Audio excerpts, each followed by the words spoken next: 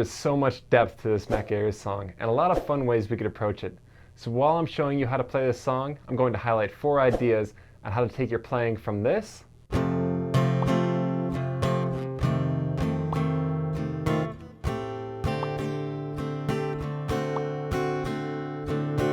to this.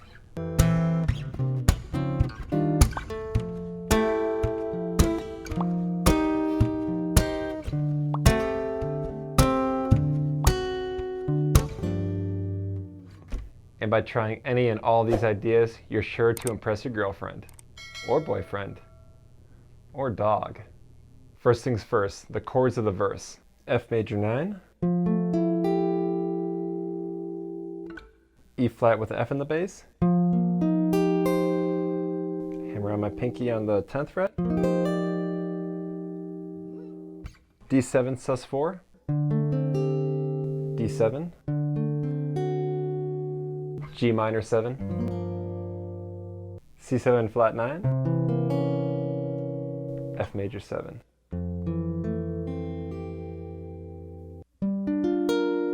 Now the first thing we could do to make our performance more interesting is add this kick snare pattern. Now how this basically works is we use the inside of our wrist hitting the body, and then this open fist against the strings for our snare. Kick, snare, kick, snare. 1, 2, 3, 4. All right, so that's the easy part. Now the tricky part is adding in the chord with it, right? So we're going to separate bass and chord. And the first thing I want to do, I'm going to hit my bass note on the F chord and the kick at the same time. So I could do that. And then when I kick, or when I hit the snare, and then as I slap the strings, I'm gonna hit them the same time. I can either pluck them or just flick down.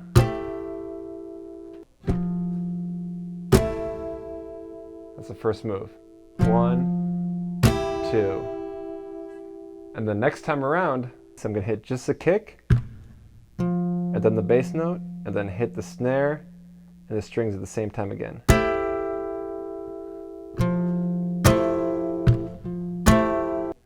1, 2, 3, 4.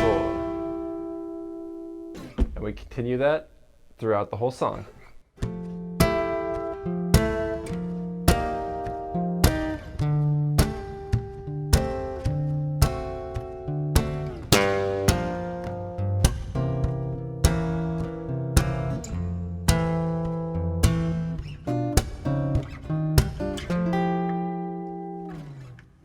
Now, one of my favorite things about this song is what I call the whole step turnaround. Now, a turnaround is any chord movement that brings you back to the key center. So commonly in blues, you would think of like a 4-5-1 or just a 5-1, or like in jazz, you would have a 2-5-1. So those all bring you back to the one chord, the key center, and it just has a natural flow and it feels good. Tension, resolution. Now in this song, at the end of the first verse, he plays the 5 chord, but then instead of going back to our F major 7 chord, he plays major chords up a whole step leading up to that F major 7 chord. So he plays the 5, and he goes C sharp major 9, D sharp major 9, F major 9, each up a whole step.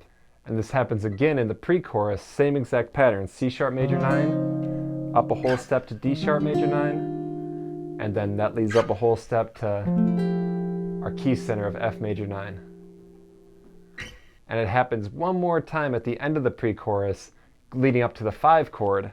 So instead of starting on the B flat with the C in the bass, we go up in whole steps leading up to that. So G flat with A flat with B flat, and finally our 5 chord that could bring you right back home. Now on to the chorus. Let's start with all these crazy chords in the 4th measure and just see how we can move past 4 chords in a single measure. So let's start by looking at these.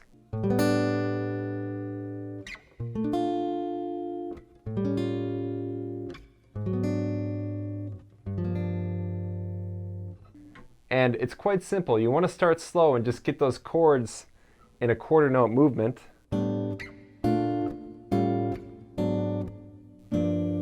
Resolving back to G minor.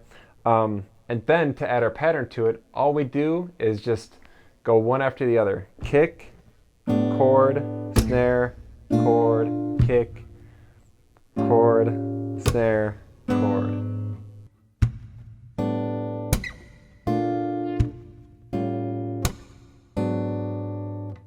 And make sure you do the kick in the right area and the snare in the right area. Always kick, snare, kick, snare. That's the tricky part of the coordination.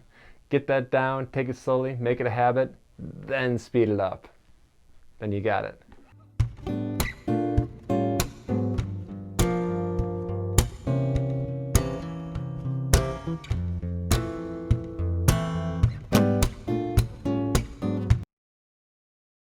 Now how about some different chord options? At the end of the chorus, we go from G minor 7 to this B flat minor 7, which takes us out of the key, and it's a really sweet chord. But one of the notes that takes us out of the key is the 7th scale degree. So we could really highlight that by bringing that at the top of the chord and playing this voicing. And it just sounds really sweet. So instead of this, make it pop a little bit more with this voicing.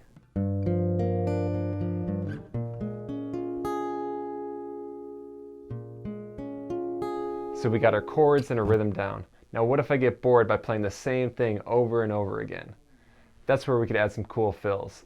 Let's think about a chord move that we could add at the end of this phrase that just comes up every now and then, the D7.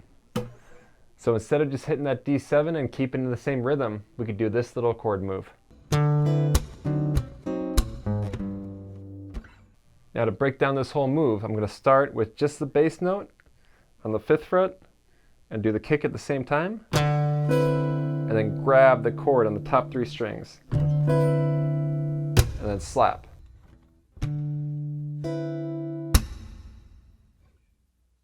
Then after that slap, I'm going to grab my D7 flat 9 chord, kick, and then just grab the middle 3 strings, D, G, B,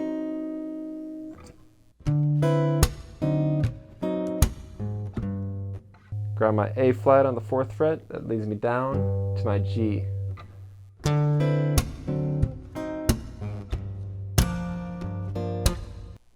Now we're starting to sound pretty fly, but let's just throw in one more thing if we want to add a little ditty when we end the song.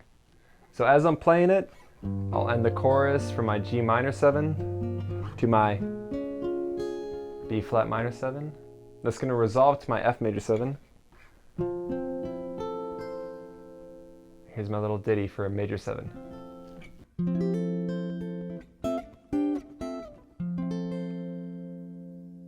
And it's real simple, and these are great moves to know for any major 7 chord that you're playing. So if my major 7 chord's right here, I play the top 4 strings, barring the 10th fret.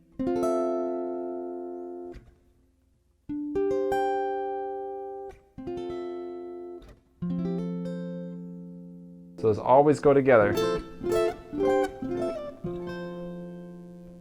And they sound super pretty.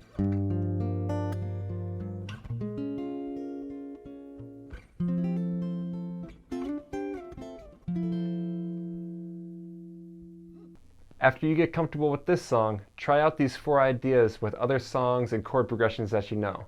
The kick snare pattern, the whole tone turnaround, these chord voicings, and chord moves. And that'll just keep pushing you and add more to your repertoire and make you sound more dope. And if you want interactive tabs with this lesson, check out my Patreon in the link below. You'll have interactive tabs for all my future lessons and exclusive lessons, backing tracks, and other things as well that are just dope, and you support this channel and keep it going. And if you would like a comprehensive guide to neo soul guitar, check out the Nasty Soul Guitar eBook. It's a 32-page book with rhythm and lead neo soul ideas, and it's just a perfect reference for everything that you want to learn from this genre. So keep jamming and stay nasty.